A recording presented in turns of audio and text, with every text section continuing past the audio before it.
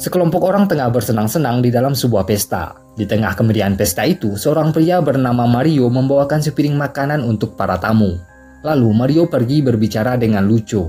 Ia adalah bos buruh para penambang emas, atau bisa dibilang manajer di sebuah tambang emas. Mario meminta pada Lucio agar ia diizinkan kerja di esok hari, walaupun hari esok adalah jadwal liburnya. Karena Mario telah bekerja lama di tambang, Lucio akhirnya mengizinkan Mario masuk kerja esok hari. Lalu di sisi lain, seorang pria bernama Alex sedikit bimbang dengan pekerjaannya di tambang.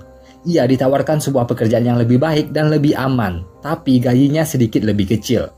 Karena istrinya sedang hamil, Alex memutuskan menolak tawaran itu dan melanjutkan kerja di tambang emas. Keesokan paginya, seorang wanita bernama Maria tengah berjualan makanan keliling. Saat di taman, ia melihat adiknya yang bernama Dario sedang tidur di bangku taman. By the way, Dario ini adalah seorang pemabuk. Pemabuknya tergolong parah. Ia telah kecanduan alkohol yang membuatnya lebih mementingkan alkohol daripada air mineral. Hubungan kakak adik ini tidak begitu baik. Tapi Maria selalu memperhatikan Dario. Karena diajak bicara Dario hanya diam, Maria memutuskan pergi dan meninggalkan sebuah makanan untuk Dario. Setelah Maria pergi, Dario pun bangun. Ia mengacuhkan makanan itu dan pergi menaiki bus para buruh penambang emas. Bus para pekerja memasuki tambang. Saat baru sampai, Lucio langsung menemui bosnya dan menunjukkan sebuah pecahan kaca, yang artinya terjadi reruntuhan kecil di dalam area tambang. Sehingga Lucio meminta diadakan pemeriksaan di seluruh dinding-dinding tambang. Tapi si bos malah membentak balik Lucio.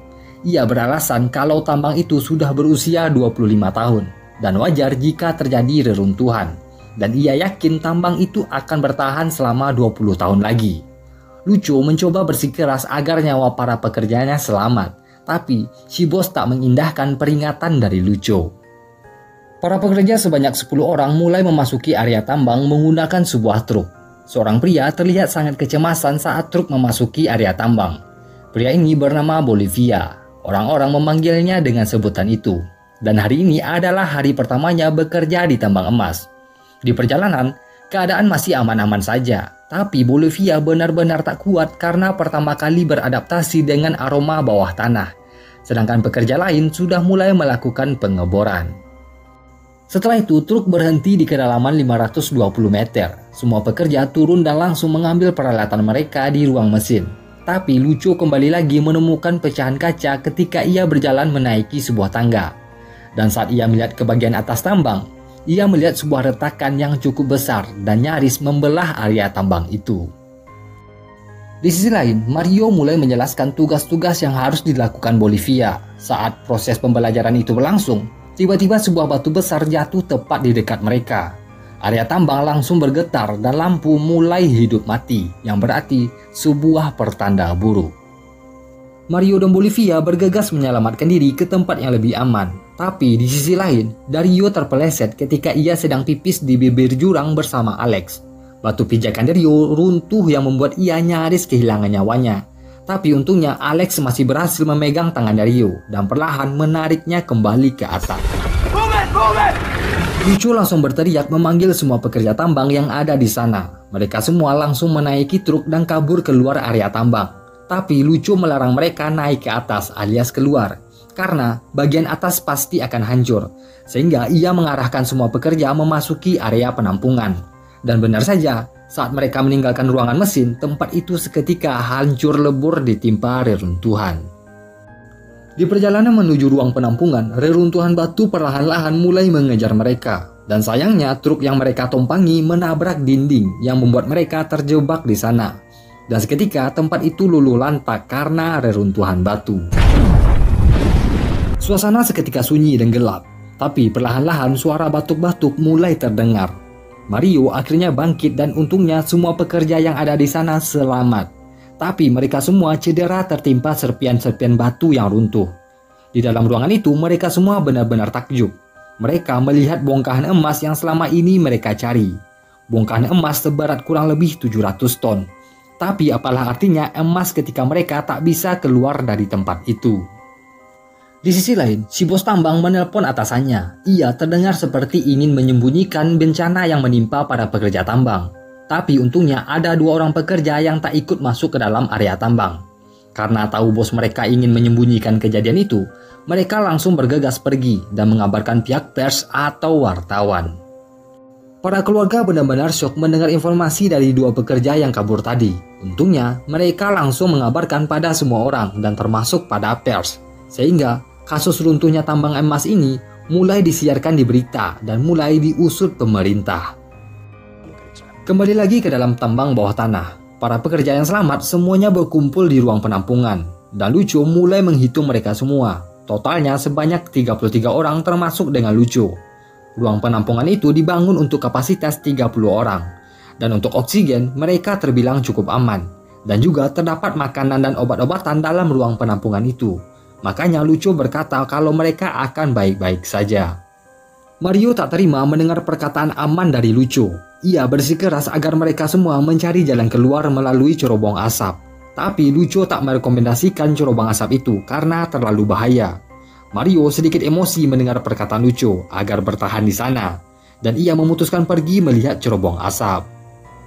Mario, Bolivia, dan Alex pergi melihat cerobong asap. Saat sampai di tangga cerobong itu, Mario perlahan-lahan mulai memanjat ke atas. Tapi ternyata tangga itu putus di tengah jalan, alias selama ini tangga itu tak pernah diselesaikan, yang artinya tak ada jalan keluar melalui cerobong asap. Di sisi lain, ketika Mario memeriksa cerobong asap, para pekerja lain mulai memeriksa semua persediaan yang ada di ruang penampungan. Dan ternyata kotak P3K yang dipajang di ruang itu kosong, alias hanya sebuah pajangan. Dan juga alat komunikasi yang dipasang di sana ternyata kabelnya tak terhubung. Dan lagi-lagi hanya sebuah pajangan. Melihat Lucu membanting alat komunikasi itu, para pekerja yang ada di sana mulai memperlihatkan ekspresi pasrah. Di sisi lain, kasus terjebaknya 33 orang dalam tambang bawah tanah akhirnya sampai ke kantor kepresidenan. Menteri Pertambangan negara itu yang bernama Lawrence menyarankan agar pemerintah turun tangan menyelesaikan kasus itu dan menyelamatkan pekerja yang terjebak di sana. Tapi presiden menolak saran dari Lawrence. Karena tambang itu milik swasta dan tak ada kabar pasti apakah para pekerja itu masih hidup atau tidak, alias hanya buang-buang waktu. Tapi untungnya Lawrence masih memiliki rasa kepri kemanusiaan dan ia bersikeras agar pemerintah ikut turun tangan. Mario, Alex, dan Bolivia benar-benar kecewa dan pasrah dengan tangga cerobong asap itu, sehingga mereka memutuskan kembali ke ruang penampungan. Tapi saat berjalan turun, reruntuhan kecil kembali menimpa mereka dan seketika area tambang mulai bergemuruh dan bergetar. Tapi untungnya mereka bertiga masih bertahan karena masih menggunakan APD, alat pelindung diri yang melindungi kepala mereka. Keesokan harinya, Lawrence mendatangi tambang emas itu. Kedatangannya langsung disambut pihak keluarga yang berunjuk rasa dan juga para pers. Maria, kakaknya Rio yang terbilang cukup berani, ia langsung melabrak Lawrence dan mencercanya dengan tuntutan informasi keselamatan pekerja di bawah sana. Untungnya, Lawrence adalah menteri yang cukup bijaksana. Ia berjanji melakukan segalanya semampu yang ia bisa. Dan akhirnya, Maria mengizinkan Lawrence masuk setelah mendengar janjinya Lawrence. Setelah itu, Lawrence bertemu dengan bos tambang. Ia langsung diberitahu kalau si bos itu telah 5 kali menghadapi longsor dan tak ada satupun pekerja yang bisa diselamatkan. Mendengar penjelasan dari si bos itu, Lawrence langsung menemui para keluarga yang menunggu informasi keadaan pekerja yang terjebak di sana. Lawrence langsung berkata kalau kondisi tambang benar-benar tak stabil dan upaya penyelamatan itu harus dihentikan. Mendengar perkataan Lawrence itu, Maria langsung berlari maju dan menampar Lawrence. Dan setelah kejadian itu, para keluarga mulai menangis dan Lawrence langsung dievakuasi. Di sisi lain, para pekerja mulai kelaparan. Mereka berniat ingin membuka boks makanan yang ada di ruang penampungan. Tapi Yoni mencoba menahan mereka karena keadaan belum terlalu gawat darurat. Tapi Dario, si pemabuk, dan juga beberapa pekerja yang lain, mereka memaksa dan mereka mulai memakan stok makanan itu satu persatu. Mendengar keributan di ruangan itu, Mario yang tengah sibuk memikirkan cara keluar bersama Lucu langsung mendatangi ruang penampungan dan melerai mereka yang ribut. Mario lalu memukul Dario karena terlalu egois memikirkan isi perutnya sendiri. Para pekerja lain yang kelaparan ikut protes pada Mario karena tak ada cara lagi untuk keluar dan mereka ingin menghabiskan semua makanan itu lalu mati di dalam area tambang. Tapi Mario masih yakin kalau mereka akan selamat. ia pun mulai memotivasi para pekerja agar makanan itu dibagi rata dan perlahan-lahan mencari jalan keluar. Setelah perdebatan antara mereka semua, Mario akhirnya mengambil alih kunci kotak makanan itu, dan mereka semua akhirnya percaya dengan keyakinan Mario. Di sisi lain, Lawrence kembali memberikan keterangan pers kalau pemerintah mengambil alih menyelesaikan kasus ini, dan pernyataannya itu ditonton langsung oleh Presiden. Karena terpaksa dan tak ingin namanya buruk, Presiden langsung menunjuk seorang pengebor atau ahli tambang terbaik di negara Chili. Ia bernama Andre Sugaret. Sugaret ditunjuk langsung menjadi chief engineer untuk mendampingi Lawrence. Saat di pertambangan, Sugaret langsung melakukan pemetaan 3D tambang bawah tanah itu, dan ternyata terdapat sebuah bongkahan batu diorit sebesar 700.000 ton berada tepat di atas ruang penampungan. Dan batu ini terkenal sangat keras, tak ada satupun mata bor yang mampu menembus atau membelah batu itu. Dan solusinya hanya meledakkan batu tersebut. Tapi kalau diledakkan, semua sisi tambang akan runtuh dan menimpa seluruh pekerja yang ada di dalam sana. Lalu, Sugaret memberikan opsi lain dengan membor secara melipir atau dari samping. Dan estimasi waktu tercepat yaitu selama 8 hari. Dan mustahil para pekerja yang terjebak akan bertahan hidup. Dan Sugaret benar-benar emosi menjelaskan semuanya pada Lawrence. Kembali lagi ke dalam bawah tanah. Di hari ketiga, para pekerja mulai membagi makanan dan minuman secara merata untuk 33 orang. Dan jatah mereka makan hanya 1 kali 24 jam. Beberapa pekerja agak sedikit protes mendengar perkataan Mario kalau makan berikutnya 24 jam lagi. Tapi salah seorang dari mereka yang bernama Yoni memberikan celetukan kalau ingin bertahan hidup mereka harus mengorbankan Bolivia, alias memakannya. Ditambah lagi pekerja yang lain berkata, rumornya daging orang Bolivia terkenal enak yang membuat Bolivia sedikit syok mendengar celetukan teman-temannya.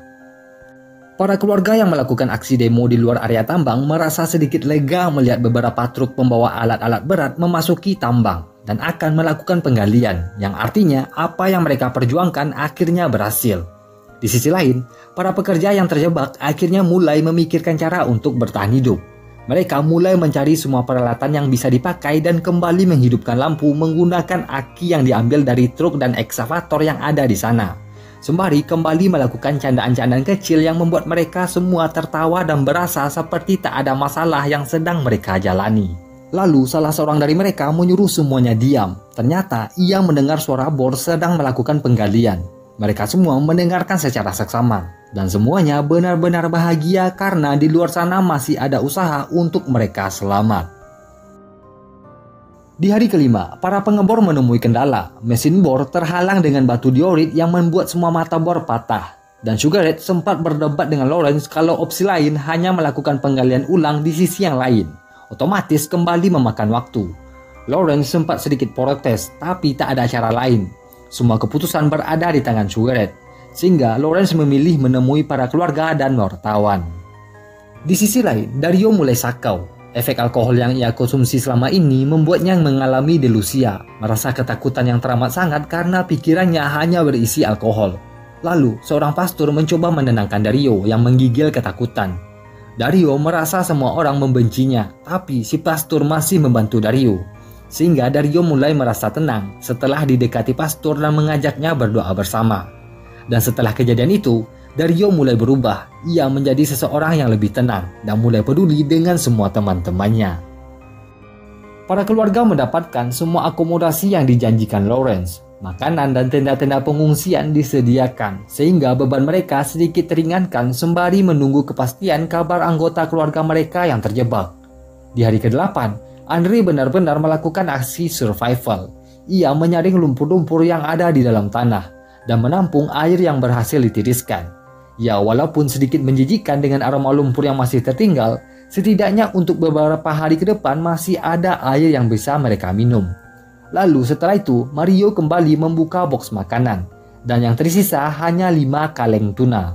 Ia mulai membagi rata 1 kaleng tuna untuk 33 orang, dan masing-masing mendapat hanya sesendok kecil. Dan sisanya 4 kaleng lagi dihemat untuk makan mereka selama 4 hari ke depan. Di hari ke-12, penggalian semakin mendekati ruang penampungan dan mereka hanya perlu mengebor 6 meter lagi.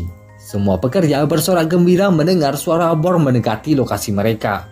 Dan semua anggota keluarga harap-harap cemas mendengar operator meneriakkan meter per meter tambang yang telah mereka tembus. Tapi sayang usaha itu gagal. Lokasi yang telah mereka bor selama seminggu ternyata meleset dari perkiraan, alias melenceng dan tak tembus ruang penampungan. Para pekerja yang tadinya bersorak gembira seketika berubah menjadi sedih dan kecewa mendengar suara mata bor itu telah menembus sampai ke bawah mereka. Lucho yang sang manajer juga mulai pasrah karena mustahil untuk mereka selamat. Ditambah lagi mereka sudah kelaparan. Alex yang awalnya tenang mendampingi Mario selama terjebak di sana, ia pun ikut kecewa dan mulai mengamuk, membanting dan memukul-mukul dinding tambang. Tapi Mario masih memiliki keyakinan kalau mereka akan selamat dan mencoba menenangkan mereka semua yang mulai menangis pasrah. Lalu Mario melihat Alex tak ada di tempat mereka berkumpul. Ternyata Alex sudah berdiri di pinggir jurang dan berniat ingin bunuh diri. Tapi Mario langsung memegang tangan Alex dan mengajaknya bunuh diri bersama. Sehingga Alex mengurungkan niatnya untuk melompat ke dalam jurang itu. Setelah itu, Mario mulai mengingatkan Alex kalau istrinya sedang hamil. Seketika, Alex mulai kembali waras mengingat istrinya yang hamil. Ia pun menjadi tenang dan kembali bertahan hidup bersama Mario dan pekerja yang lain.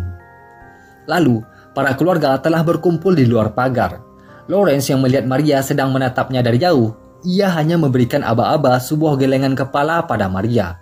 Seketika semua orang mulai tertunduk pasrah dan menangis karena masih tak ada jawaban dari pengeboran itu. Setelah itu di dalam tambang, Mario yang sedang asik sendirian tiba-tiba terkejut melihat kedatangan Bolivia dari kegelapan dengan memegang sebuah pisau. Mario mulai menanyakan tujuan Bolivia datang dan pisau yang ia pegang. Ternyata Bolivia ini mulai takut teman-teman kerjanya benar-benar akan memakan tubuhnya. Ditambah lagi ketika ia mendengar perkataan daging orang Bolivia seperti daging ayam.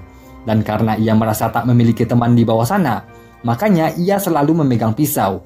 Jaga-jaga kalau hal yang ia takutkan itu benar-benar terjadi. Lalu karena Bolivia tak memiliki senter, Mario memberikan senter yang ia pakai. Bolivia seketika menangis karena ia masih memiliki teman yang peduli dengan dirinya.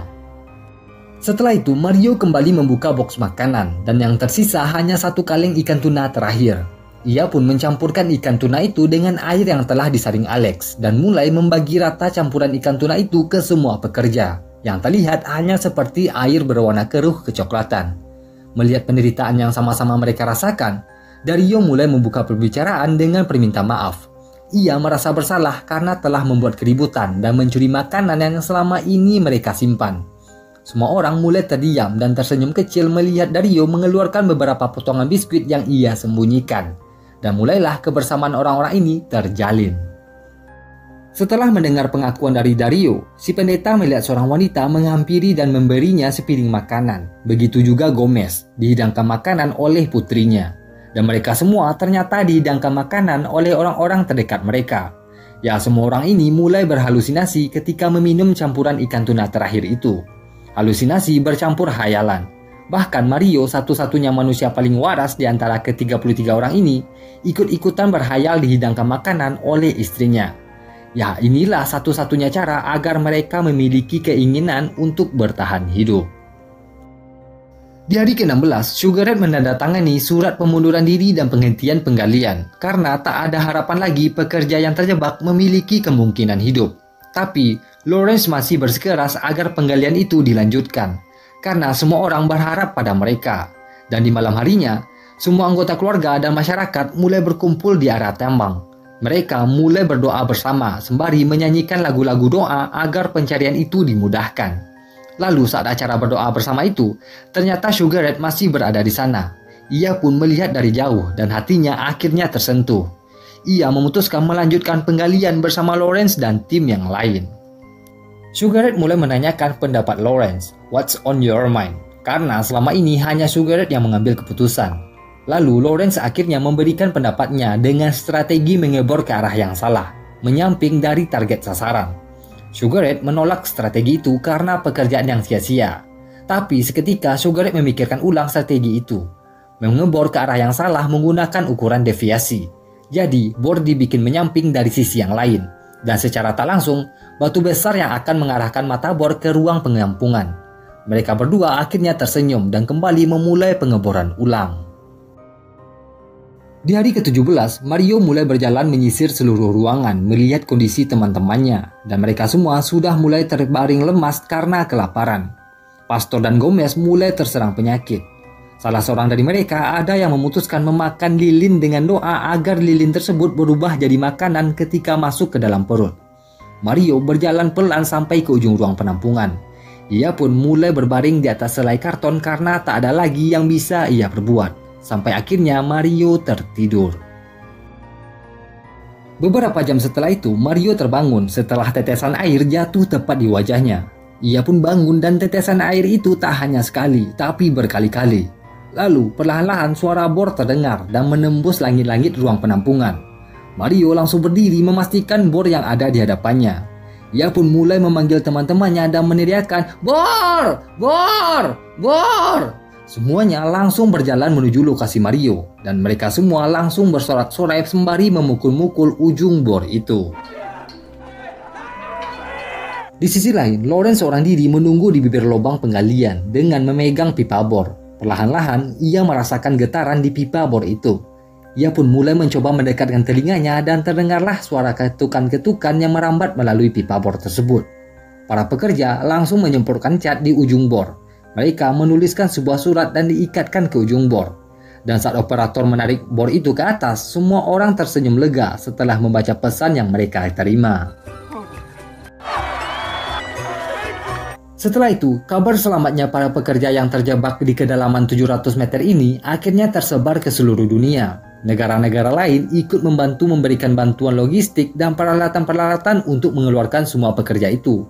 Untuk makanan, para pekerja yang di luar mengirimkan melalui sebuah pipa dan dibungkus melalui plastik. Setidaknya, untuk sementara waktu mereka tidak akan kelaparan. Untuk sementara, keadaan sedikit terkendali. Semua orang bahagia baik yang di dalam maupun di luar tambang. Untuk komunikasi, para pekerja yang terjebak disediakan fasilitas webcam yang dimasukkan ke dalam. Dan mereka diizinkan berkomunikasi dengan keluarga mereka masing-masing secara bergantian. Tapi Sugar Ray memprediksi kebahagiaan ini tak akan bertahan lama. Walaupun 3 negara telah bekerja sama melakukan penggalian, estimasi atau perkiraan tercepat mengeluarkan orang-orang itu adalah 3 bulan. Ya, paling cepat butuh waktu 3 bulan untuk menembus ruang penampungan itu dengan bor yang lebih besar. Dan pastinya, psikis orang-orang yang terjebak akan mulai terganggu. Dan ada yang depresi dan mengalami bipolar. Dan efek terburuk, mereka akan saling membunuh jika terlalu lama bertahan di dalam sana. Itu menurut Sugar Ray. Setelah itu, seiring berjalannya waktu, pengebor dari 2 negara telah menyerah melakukan penggalian. Pengebor dari Amerika dan Kanada benar-benar menyerah menghadapi batu yang harus mereka bor. Dan semua alat-alat berat mereka lumpuh total selalu patah ketika melakukan pengeboran. Yang membuat pemerintah sedikit was-was melanjutkan pengeboran itu. Di sisi lain, Mario melakukan video call dengan istrinya dan terdengar kabar Mario sangat terkenal di Chili. Ia dianggap sebagai pahlawan karena berhasil mempertahankan nyawa ke-33 rekannya. Dan untuk itu, Mario mendapat tawaran menulis sebuah buku mengenai kisahnya selama terjebak di bawah tanah. Istrinya pun telah disodorkan uang yang sangat banyak mengenai kontrak itu. Tapi Mario belum memberikan tanggapan. Ia hanya menyuruh istrinya menyimpan uang yang ia terima. Di hari ke-50, pengebor dari Amerika kembali menghadapi masalah. Mata bornya patah dan tersangkut di kedalaman 430 meter. Dan solusinya, mata bor yang patah itu harus dikeluarkan dengan sebuah magnet raksasa yang didatangkan dari Brazil.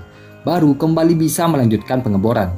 Di sisi lain, para pekerja kembali mendapatkan logistik dan barang-barang yang mereka perlukan. Saat salah seorang dari mereka membaca koran, ia membaca berita bahwa Mario mendapat tawaran kontrak menulis sebuah buku. Karena dianggap sebagai pemimpin yang menyelamatkan semua rekan-rekan kerjanya. Mendengar berita itu, semua pekerja langsung menyudutkan Mario. Yoni yang tak terima Mario menandatangani kontrak itu, ia pun langsung menanyakan nilai kontrak yang diberikan. Dan apakah pembagian uang buku itu akan dibagikan ke semua pekerja yang terjebak. Seolah-olah Mario dengan egoisnya menganggap dirinya pemimpin yang menyelamatkan mereka semua. Mendengar kalimat menyudutkan dari Yoni itu, Mario langsung emosi. Ia langsung berkata, "I don't need you. And you know what? Pemimpin tak pernah menyerah." Setelah mengulangi perkataannya itu sebanyak 2 kali, Mario pun akhirnya meninggalkan mereka semua. Di hari ke-54, Elvis terbangun. Entah apa yang merasukinya, ia langsung mencari Bolivia dan berusaha merampas iPod yang sedang dipakai Bolivia. Si Bolivia yang bernama asli Mamani ini langsung melawan dan mengeluarkan pisaunya dan menodongkan pisau itu ke lehernya Elvis. Saat Mamani berniat menyayat leher Elvis, Mario langsung memegang tangannya Mamani. Mamani pun langsung luluh dan memberikan pisau itu pada Mario. Setelah pisau berhasil diambil alih oleh Mario, ia langsung mengamuk dan membanting iPod yang diperebutkan Elvis dan Mamani. Dan setelah mengeluarkan beberapa sumpah serapah karena ia diasingkan oleh teman-temannya, Mario akhirnya memutuskan tak menandatangani kontrak penulisan buku itu. Dan ia langsung meminta maaf pada teman-temannya karena terlalu egois merasa jadi pemimpin. Setelah mendengar permintaan maaf dari Mario, mereka semua kembali berdamai dan saling berpelukan. Beberapa hari setelah itu, magnet raksasa dari Brazil berhasil mengeluarkan mata bor yang tersangkut dan pengeboran kembali dilanjutkan. Di hari ke-58, Lucio mendapati air mulai menetes di langit-langit ruang penampungan. Ia pun berkata kalau mata bor mengenai sebuah besi baja penopang dinding tambang dan efeknya akan membuat hancur. Dan Lucio memberikan satu-satunya solusi terakhir, yaitu meledakkan besi baja itu. Tapi Sugar Ray tak bersedia karena kondisi tambang yang tak stabil. Risikonya seluruh tambang akan runtuh. Tapi semua pekerja telah sepakat, apapun risikonya akan mereka tempuh. Mereka siap mati dalam kondisi berusaha.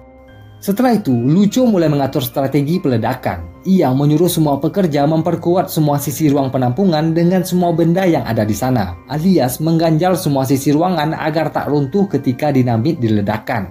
Dan benar saja, ketika besi baja itu diledakkan, semua sisi ruangan masih bertahan meskipun semua area tambang bergetar ketika terjadi ledakan.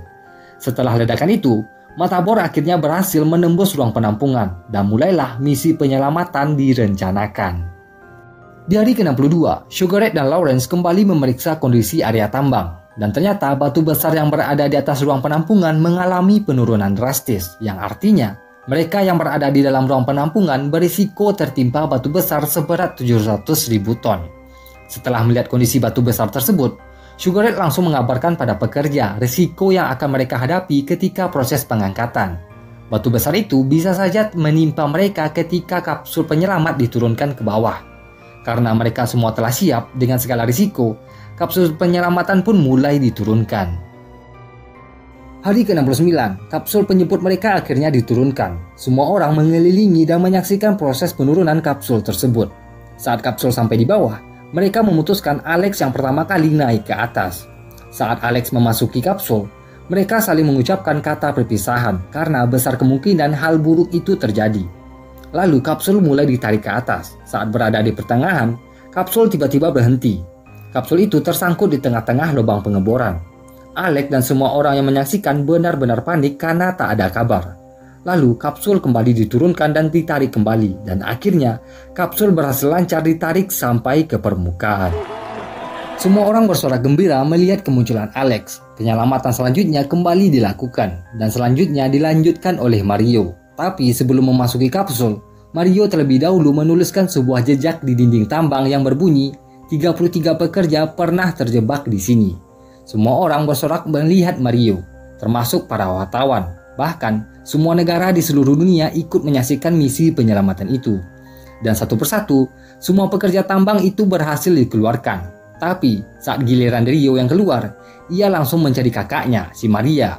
Tapi karena hubungan mereka masih tak baik, Maria memutuskan meninggalkan tempat itu setelah menangis haru melihat kemunculan adiknya.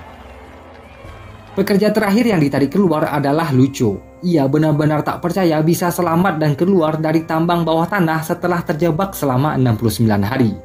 Sebelum memasuki kapsul, Lucio melihat dengan seksama semua sisi tambang. Air matanya bercucuran keluar setelah melihat tulisan yang dibuat Mario. Dan setelah itu, Lucio memasuki kapsul dan ia pun berhasil ditarik sampai keluar.